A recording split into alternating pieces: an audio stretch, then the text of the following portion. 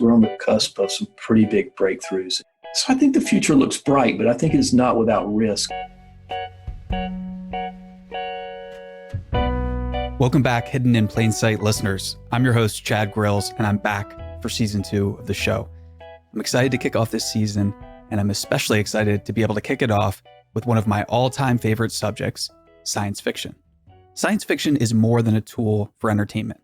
Sci-fi stories hold the power to help us imagine potential futures and solutions to critical problems. They're an exercise in thinking beyond our present understandings, biases, and technologies. Sci-fi can even act as a guidebook to help us find our way out of near-term problems facing humanity. That's why in today's episode, I sat down with one of the most successful self-published science fiction authors of all time, A.G. Gerry Riddle. Gerry has a background as a technology entrepreneur. He's written sci-fi books like Atlantis Gene, which was an incredible trilogy, and Pandemic, a book whose current utility and research goes far beyond entertainment. In today's episode, we talk about COVID, culture, science fiction's role in everything, how we can solve some of these big problems, plus how to think about data and models being used to discuss the pandemic.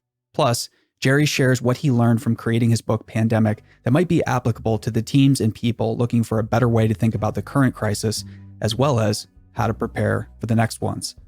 So without further ado, here is my conversation with Gerry Riddle. Enjoy. This season of Hidden in Plain Sight is brought to you exclusively by our friends at Splunk, the Data to Everything platform. Splunk helps organizations worldwide turn data into doing. It's time for data to be more than a record of what happened. It's time to make things happen. Learn more at Splunk.com or by clicking the link in our show notes. Gerry, welcome to the show. Oh, thank you for having me. So you are a sci-fi author, you're a former founder of multiple tech companies, and you have a number of books, including Pandemic. We've talked a lot about existential threats before, and I wanted to get you back on the show to talk about this recent pandemic and kind of get on the same page and see where you're at and where the future of this thing is going. So thanks for joining us. It's a wild time to be alive, man. Obviously, a global pandemic is something I've been very concerned about for a long time. I mean, the book Pandemic came out in April of 2017, so that's about 3 years ago, and took me 2 years to write. And it's really surreal. When you started researching Pandemic, what was the first thread that you followed? Was it just a worry about this? Were you studying history and the Black Plague? What brought you to that? Well, I've always been intrigued by the idea of a pandemic. I've always thought that it's sort of the biggest sort of large-scale risk factor, to the human race. And I think with urbanization in China and the third world, it was only a matter of time. And so with the book, my focus was trying to take readers inside of what it would be like to be part of a CDC or a WHO team that fights one of these. Because I think if you can understand when Pandemic came out in 2017, a lot of what we saw up until then were Ebola type outbreaks, viral hemorrhagic fevers in Africa. Those are the things that got the most press. And obviously there was some respiratory viruses coming out of Middle East and Southeast Asia. But my feeling was that if people understood at a basic level or had a working understanding of disease fighting and the way outbreaks progress, that we're all better off. I think, the jury's kind of out on whether that book accomplished what I had hoped. I mean, it certainly sold a lot of copies, and yet here we are.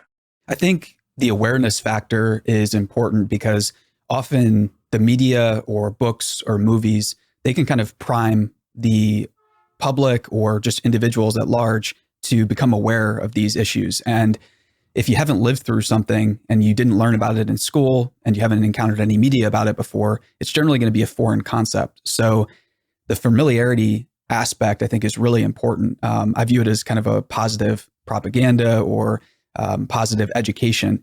Did you think of Pandemic as something like this, where you wanted to get wider awareness for this topic? Or were you thinking about it purely from, I just want to explore this, I think it's important?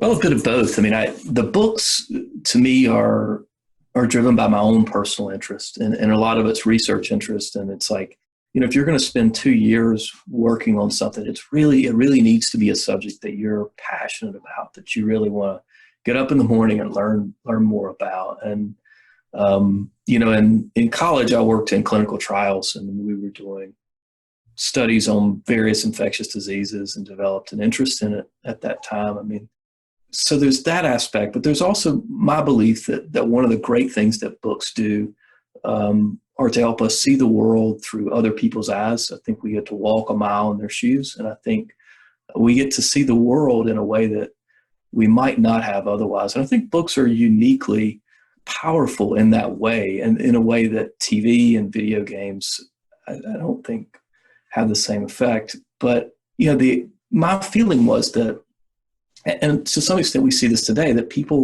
there's this sense that what's happening and what you see on TV can't happen here. That can't happen in my city and my backyard. And I think, in the early part of this year, when we were watching this virus spread and amplify in China, there was this sense of this is something that's happening in China and we're okay. And I think looking in retrospect, not enough action was taken. And I think, now we're in a position where to some extent we get a do-over. I mean, there's, I think, 800,000 cases in the U.S.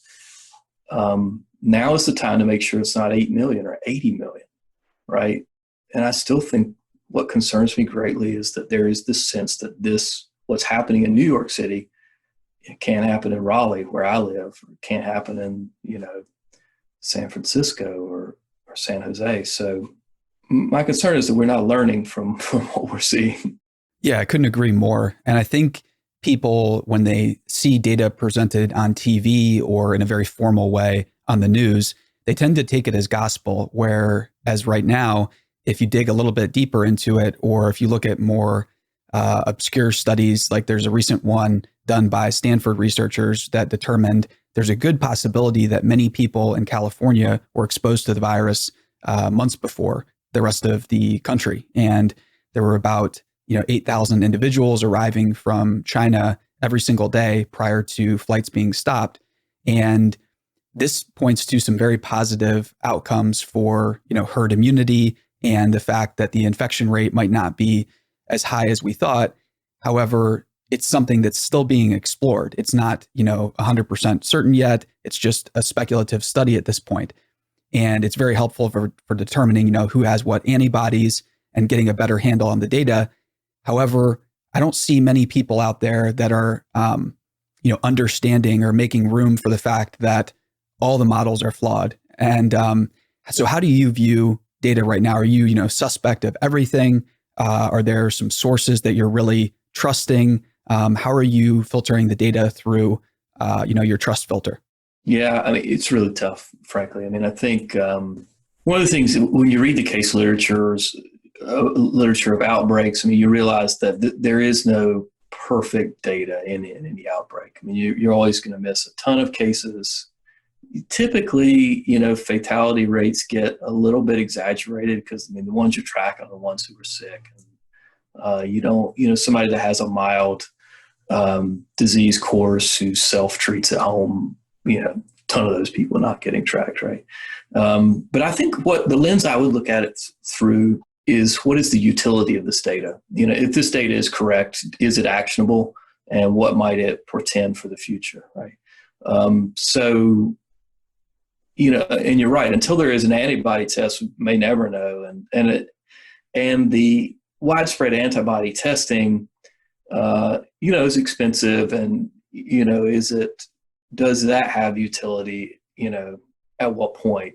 Maybe there's a point in time when it does. And, I think the way I'm looking at the data is I have a low confidence level in the numbers I see out of China. I mean, it doesn't really seem plausible that they would have that few infections and we would have this many. I mean, the thing about it is like the human genetic code, there really isn't as much variation. I mean, we look very different and, different body shapes and different races, but there's not a lot of genetic variations. I mean, this is the same kind of people everywhere. So, I mean, if what's happening to us in the United States is going to happen to all human populations everywhere where the virus gets loose, right? And obviously, urban settings are at much higher risk, and then populations with older population or much more pre-existing health condition, Italy is an example,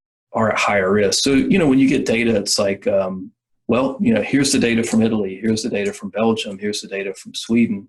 You can learn a lot because different countries are taking different approaches, and you can say, all right, that's what that country did, and here's what happened a month later. And I think we're in a position where we can start to hopefully start making more of the right moves based on data. But it's kind of complex to unpack and to filter. Right. And I think too, this raises the larger question of how are you building your models? How are you reporting? And with so many different cultural differences and language differences and political differences, now we have this huge challenge where we're forced to, look at this, and political leaders or health officials, they're going to have to start asking really hard questions that I think up until recently, many people have been uncomfortable to ask, because although we have the same genetic code, I think there are so many different political differences and, how things get reported in a formalized setting that are just, very different, that we're going to be forced to look at, and people are going to be forced to ask, okay, what level of confidence do I have in this nation state in terms of, are they reporting accurately? Have they reported things accurately in the past?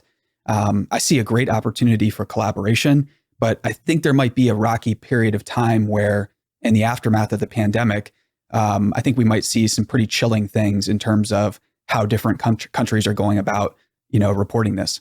What's really needed is more global collaboration, and the fact that, the real problem, if you ask me, the real challenge with this virus is what seems to be a fairly long asymptomatic period in which the carrier is contagious. And that is, that's just basically impossible to deal with. I mean, you got people walking around, flying around the planet who COVID positive, negligible symptoms, spreading it everywhere.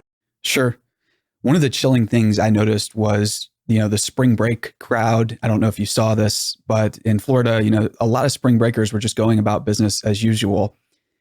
When it comes to solving that type of challenge, do we need, a national service? Do we need better education? What type of messaging can we make that is, as voluntary as possible, but at the same time kind of, trains young people for a pandemic, or trains them to be prepared when an existential threat happens or attacks us? How can we better prepare young people? Well, that's a good question. I mean, there are these generational events that change the psyche and change the people's values. And that I think is what is really needed. Because if you ask me, like I said earlier, I think the pandemic was a matter of time, but I also think, mercifully, this pandemic is not as lethal as it could be. Things could be a lot worse. The case fatality rate, who knows where it'll end up? Maybe it's 0.5% up to 2 or 3%. But in context of some other pathogens, that is not terrible. This is a very contagious virus.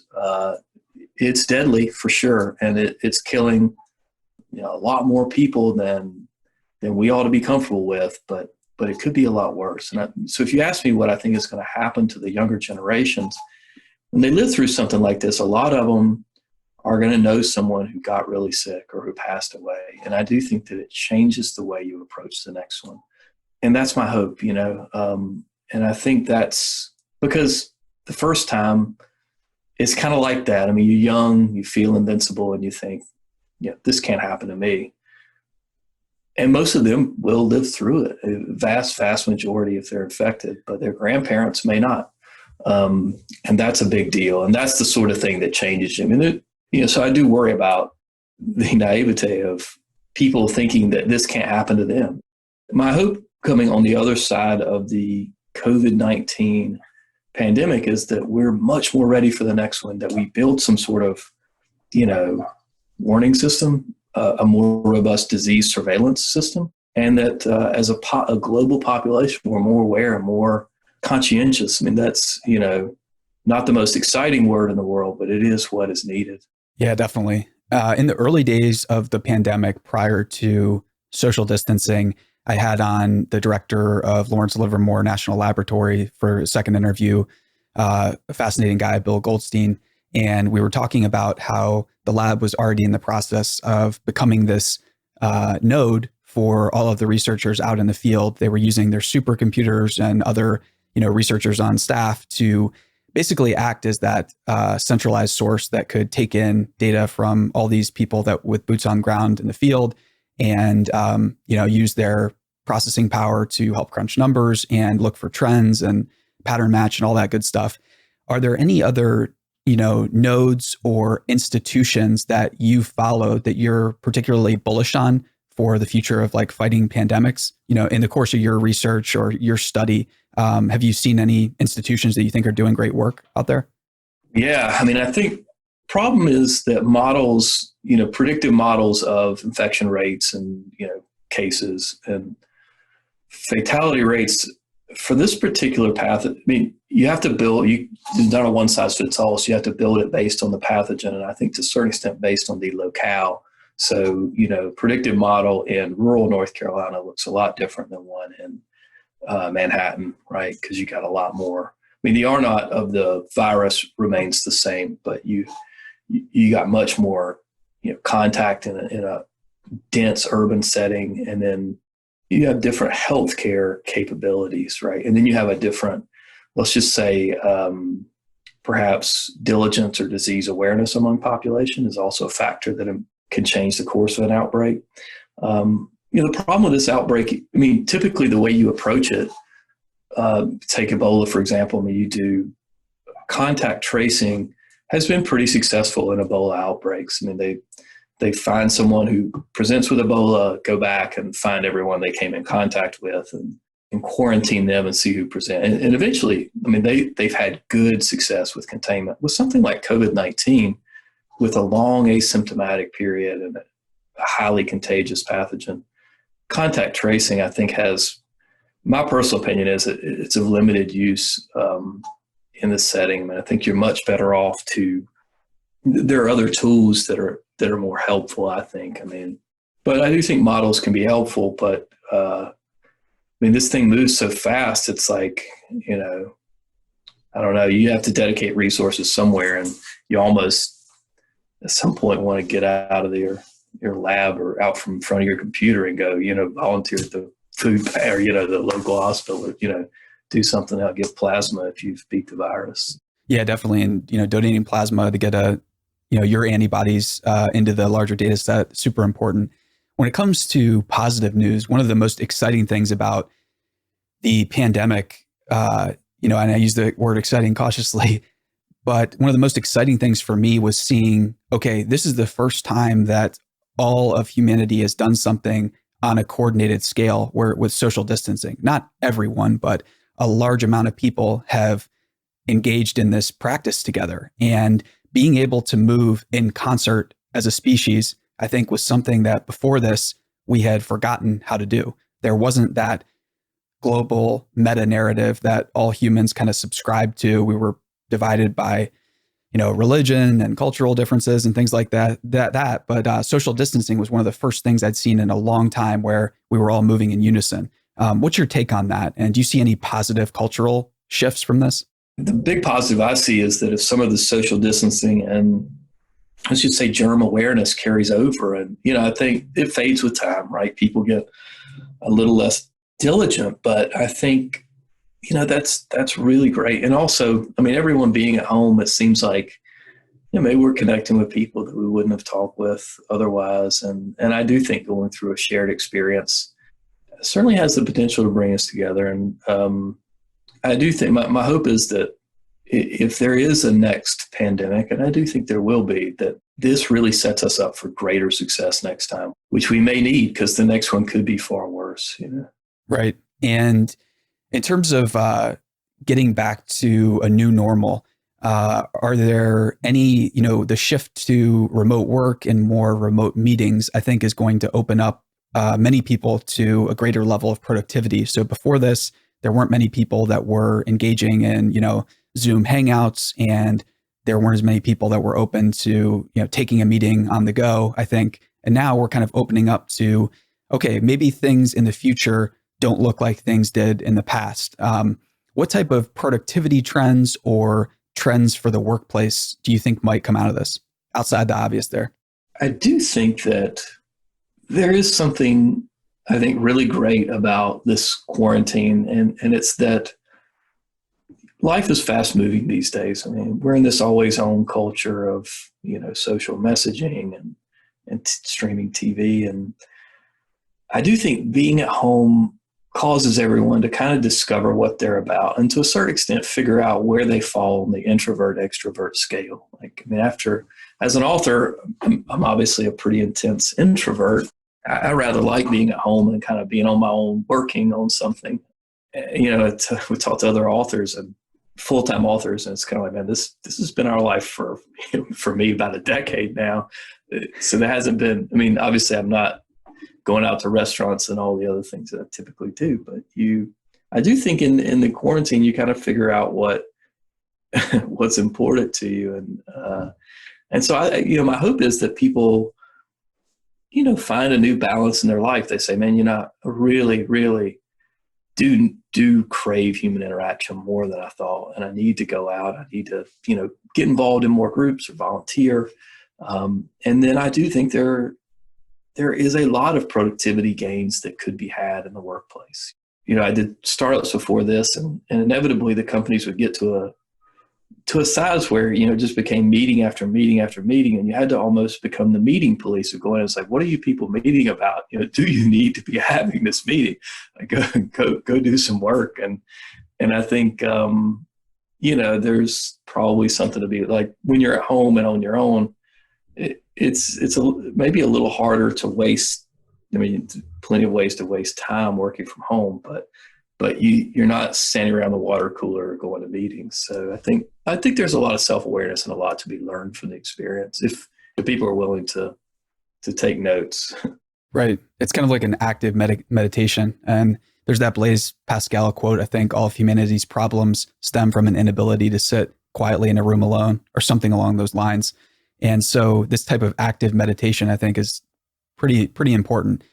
Gerry, when it comes to your work in the future, do you see any way that this is going to inform your work? Are you going to get back to writing with kind of a renewed vigor? I don't say like get back to it like you're not doing it, but is this like re-inspiring you? How's this changing your mindset about future projects you take on? Well, in a couple of ways. I will say that it's been very fulfilling to be a writer right now, because I think, the emails that I get from people and knowing that, I'm not a physician and I'm not in the healthcare field, but the other day I signed 20 books and mailed them to healthcare workers who are working in the outbreak. And I think stories are something that they do, get us through the dark periods of our life. They're kind of there for, the reason I wanted to become a writer is that I was working in a high stress environment that I was kind of burnt out on, and reading is what I loved. I would come home and read science fiction, and it was my escape. And I think that reading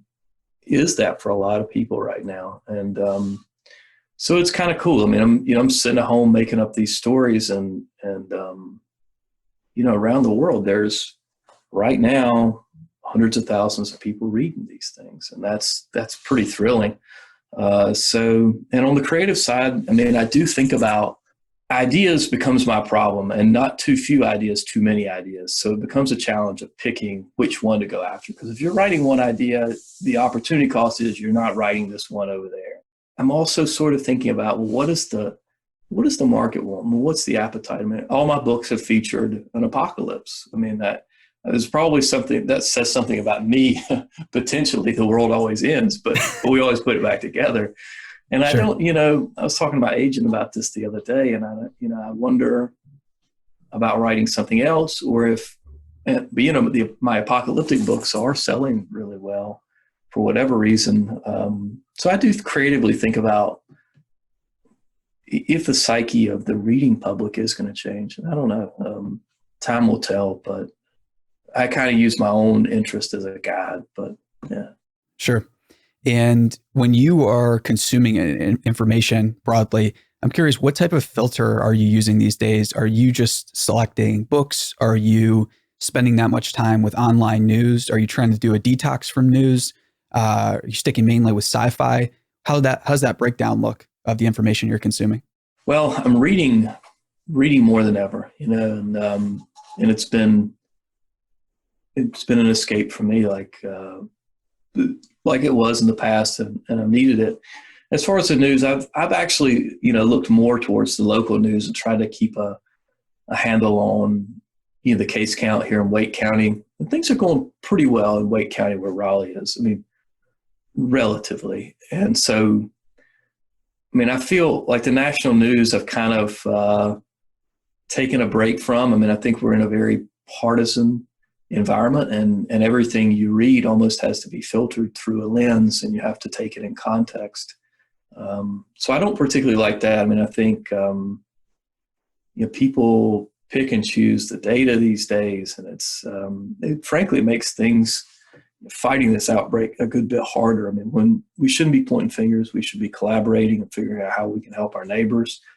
And there's this debate on the balance of what's good for the economy and what's good for the citizens' health. And I think that's a fair debate and ought to be had. But I do not think, frankly, that organizing in large groups is the way to talk about it right now. Yeah, for sure. So when it comes to writing broadly, did you set any type of goal for yourself in terms of total output you were looking to hit? Are you thinking about new mediums a lot these days? Are you thinking about shorter books, longer books? How are you thinking about creating future stories and novels that you're writing? Well, that's a good question. And it is something that I've given increasingly more thought to. And the reason is that I feel that reading needs to evolve. I think it needs to. The big challenge that we face, I think, as writers, is to stay relevant in the entertainment landscape. So when I'm writing a book, I'm not thinking about, is this book engaging enough to be in this genre, or is it as compelling as the other books? I'm thinking, can I write a book that someone is willing to turn off Netflix or Hulu and pick up this book, and it's just as entertaining, right? Because I think that's, to me, my genre is sci-fi thrillers, and I think there's this huge opportunity to bring more readers in if we can make the books, more engaging. I think they've got to move faster, and they've got to really tell that story. I really think that story, more than anything, more than ever, is what readers are starved for. There's always this balance of style versus story, right? Or substance. And that's kind of where I am in my thinking. And I've been toying with, interactive novels and some other new things, but it's a challenge for me because, one of the reasons I'm a writer and not still doing startups is that I did tend to get distracted, right? And I think, when you're running a startup, you need to be pretty much laser focused. And for me, it was always, all right, what's the new thing? What's the new feature we can add to this? And so I do, I think playing with the formats is something that I kind of is my passion project. But yeah, I'm thinking about how do we make reading more engaging? I really think as writers, that's the challenge. Right.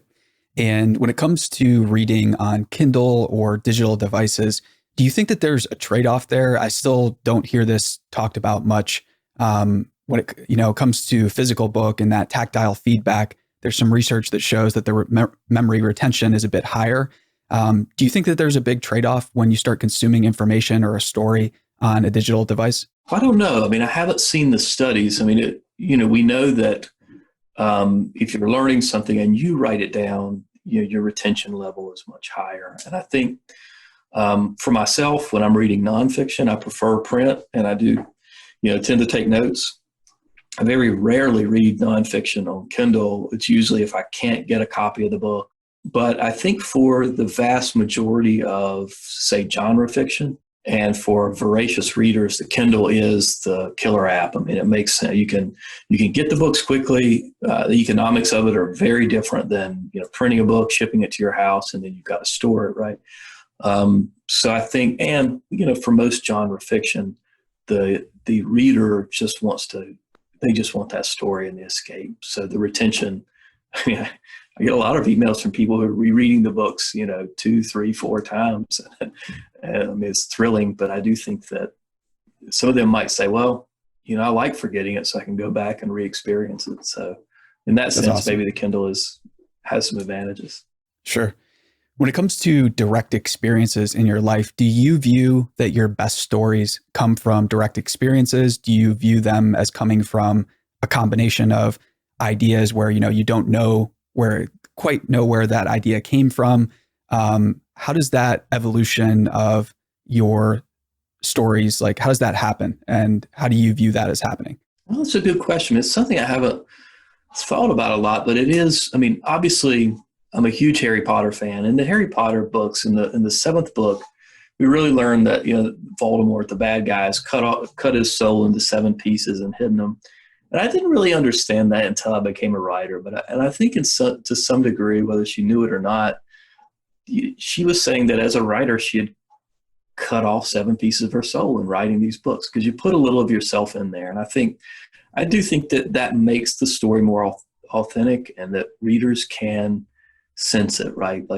You got to do the work, the research. And I think the characters need a little bit of either you or someone really well to make their reactions credible and to make it feel real. I'm writing science fiction thrillers that are pretty fantastical in scope and content and the arc of the stories. But I do think that you got to know your stuff. And I do really, for the primary characters, I think they work better if there's some part of you. And I would add to the other part of your question is how much of it's new. And I think there's got to be enough new in there that you don't know to keep yourself excited to write it, right? Because all writers to some extent can write in cold blood, but it's probably best when you have that little thrill of some discovery and something new, and you're along with the reader on the journey, and there's some surprise and some element of spontaneity. I think that's good. And so are you saying there that the spontaneity is based on the fact that, you don't quite know what these characters are going to do?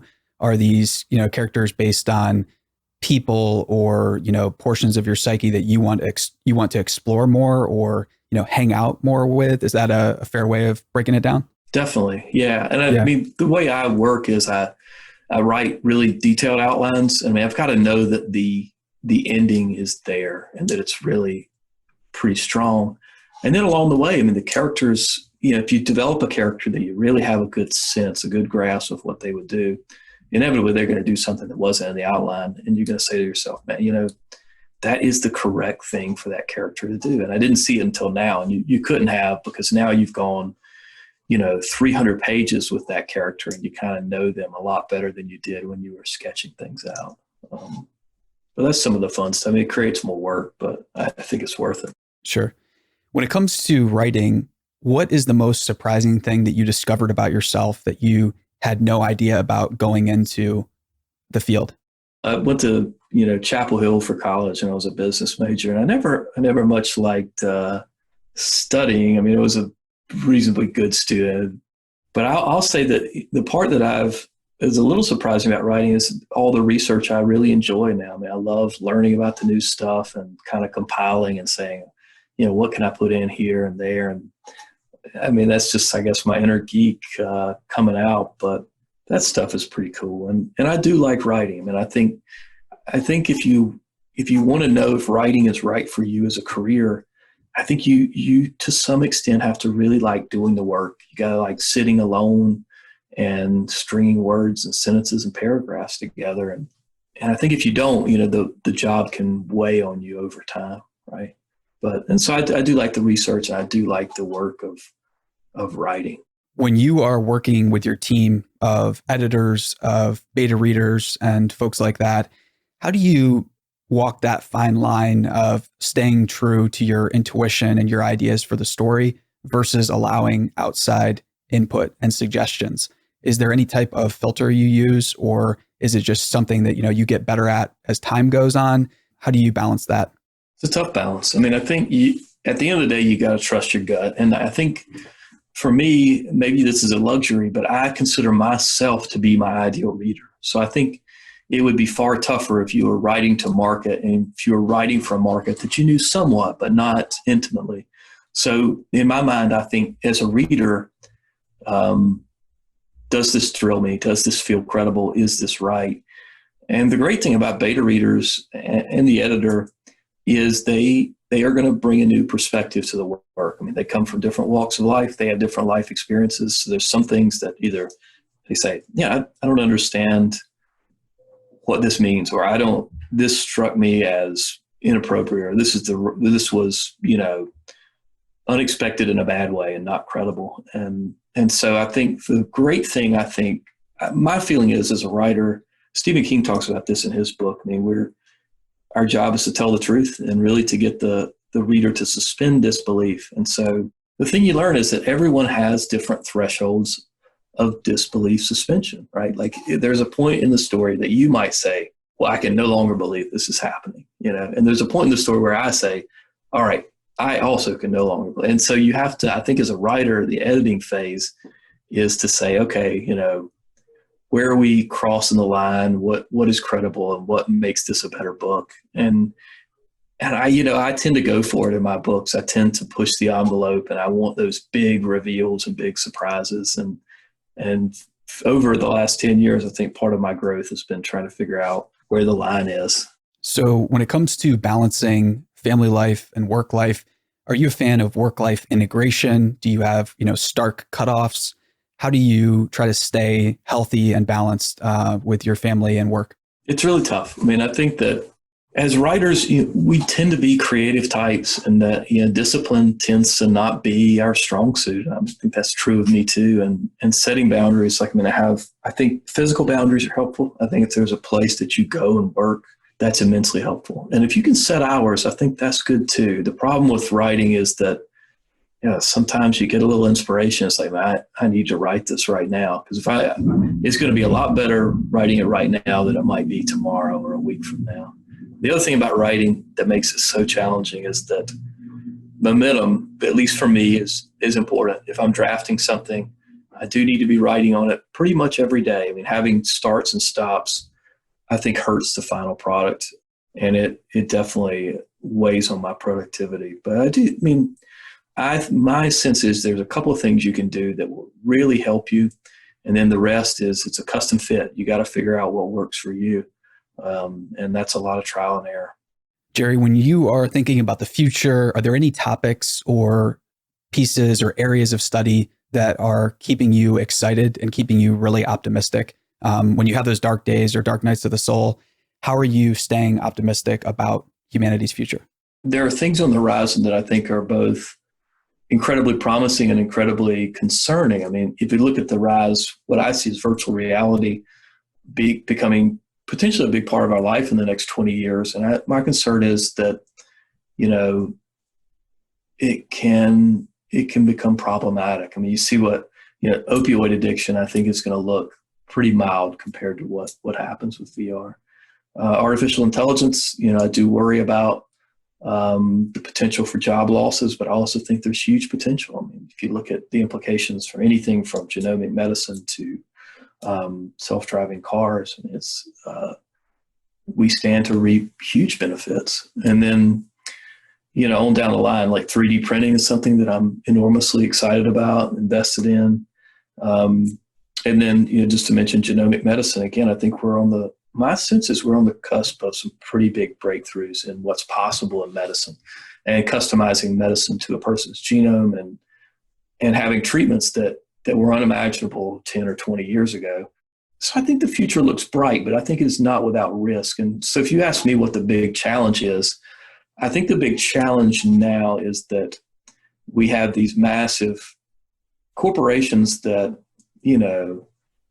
in terms of their scope and their impact on our daily lives, are huge. And they're going to push the boundaries of technological possibilities. And I think that needs to be balanced with the greater good of our species. And so that might mean putting some limitations on AI and robotics and virtual reality and figuring out where to draw the line. I think that's a challenge for governments. I couldn't agree more. And there seems to be this large void in the elected body where technological education or literacy or future literacy, however you want to define that, is either not happening or where political systems seem to be just closed off to this.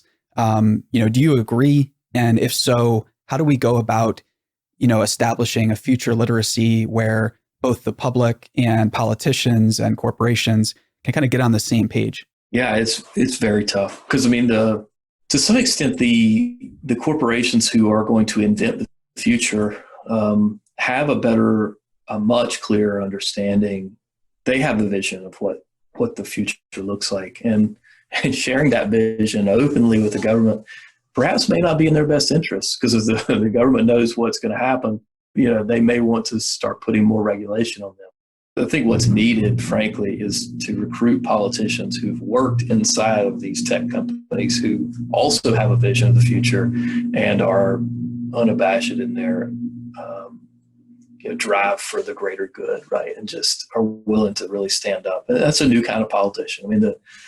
I think we're still in this kind of, industrial economy where, the companies you hear politicians focus on, and a lot of their airtime, seems to be dedicated still to, either manufacturing and farming.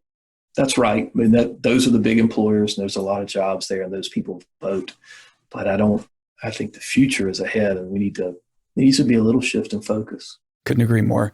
Gerry, thanks so much for being generous with your time today. This has been an awesome interview.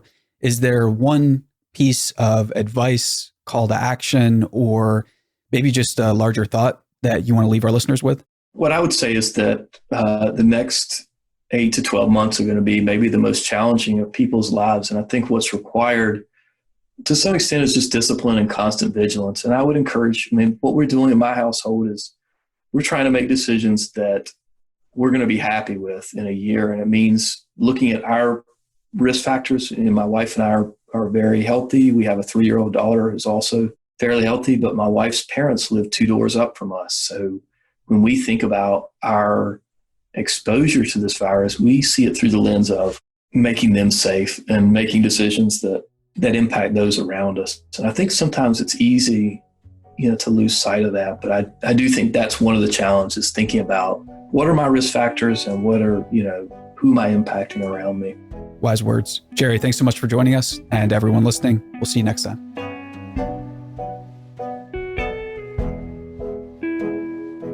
I'm Sophia Bush, and you've been listening to Hidden in Plain Sight from Mission.org. This podcast is sponsored by our friends at Splunk, the Data to Everything platform. In today's data-driven world, every company, big or small, new or old, is sitting on terabytes of unused, untapped, and unknown data. Splunk helps turn all that data into action.